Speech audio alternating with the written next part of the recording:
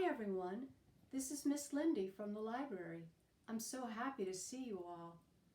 Since the library is closed and you can't come to us, I thought I'd come to you. I wanted to talk to you about National Poetry Month. April is National Poetry Month, and I thought it might be fun if we did poems together, and also if I read to you from a poetry book that I really enjoyed when I was a child and my two girls enjoyed when they were children. So we have some simple poems. One's called an acrostic and one is called a haiku. And I thought we would do them together, and then you can have fun with your family and make up your own. So the first one is called an acrostic. The way you do an acrostic is you choose a word, you write it down vertically, which means from top to bottom on the page, and then you use each letter to start a word, which then creates the poem. For example, let's use the word rainbow. So we'll say R-A-I-N-B-O-W, rainbow, because I'm sure you've seen a lot of rainbows around your neighborhood. I know I have seen them around mine. So for the rainbow, I started with R and I made the word rare. A, I put airy.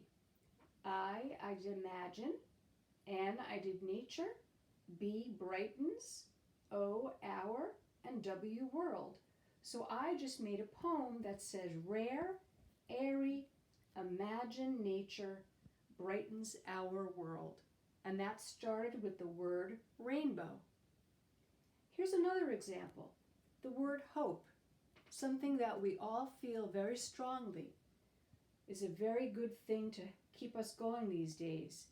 So I started with the word H-O-P-E, and I wrote it vertically, which is top to bottom. Then I wrote the word happy, often, peace, and energy, because these are all things that are important for us to keep in mind these days. So here's an acrostic. So these are two examples, and you can do these at home with your family. Now I'm going to switch my paper to the other side, and we're going to do a haiku together. A haiku is a Japanese poem.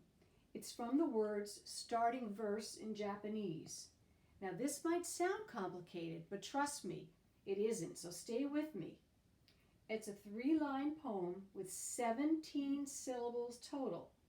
So there's 5 in the first line, 7 in the second line, and 5 in the third. So it's 5-7-5. 5-7-5. Say it out loud as you're writing it, and don't be afraid to count syllables on your fingers. I always do when I'm writing them. Here's one I wrote. This first one goes like this. I have books and games. I have books and games. 5 syllables. I wish I had a monkey. I wish I had a monkey. 7 syllables. My mother would flip. My mother would flip. 5 syllables. So it's 5-7-5. You can write a haiku about anything. Haikus are thought to often be about nature, but I wrote it about my experience being home, mostly staying in the house. So you can write it about anything you want. So that's our haiku for today. And remember, 17 syllables. So here's 5, that's 10, add 7, that's 17. 5-7-5. Okay, now I'm going to read to you a few poems from my favorite book as a child. It's called A Child's Garden of Verses by Robert Louis Stevenson. And my girls loved it too.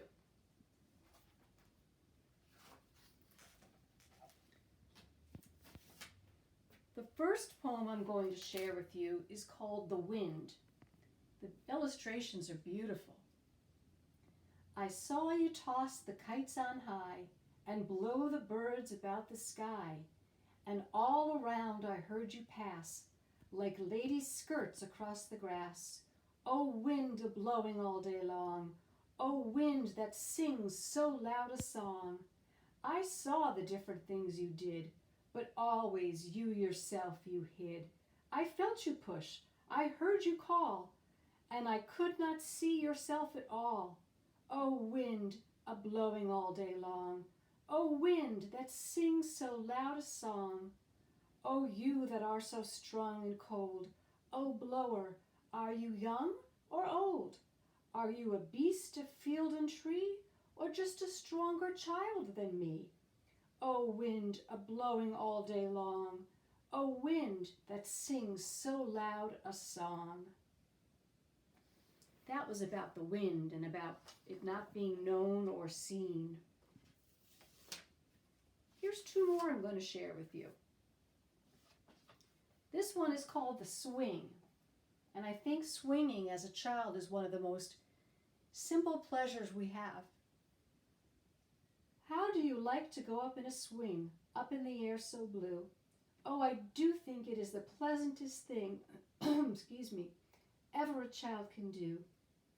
Up in the air and over the wall, till I can see so wide, rivers and trees and cattle and all over the countryside, till I look down on the garden green, down on the roof so brown. Up in the air I go flying again, up in the air and down. And this one is called Time to Rise. A birdie with a yellow bill hopped upon the windowsill, cocked his shining eye and said, "Ain't you shamed, you sleepyhead?" So the bird is right here, and there's a rabbit right here, and a little girl getting up for the morning.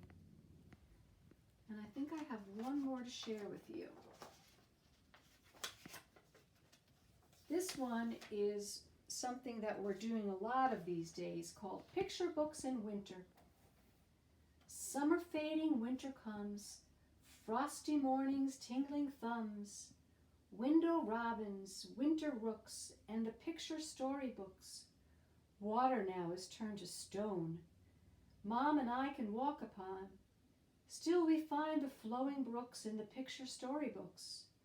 All the pretty things put by wait upon the children's eye, sheep and shepherds, trees and crooks in the picture storybooks. We may see how things are, seas and cities near and far, and the flying fairies' looks in the picture storybooks. How am I to sing your praise, happy chimney corner days, sitting safe in nursery nooks, reading picture storybooks? And those are just a few poems that I enjoyed from A Child's Garden of Verses by Robert Louis Stevenson and published by Chronicle Books.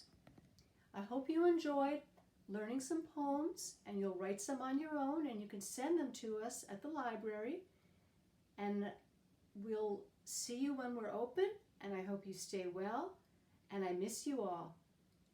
Have a good day.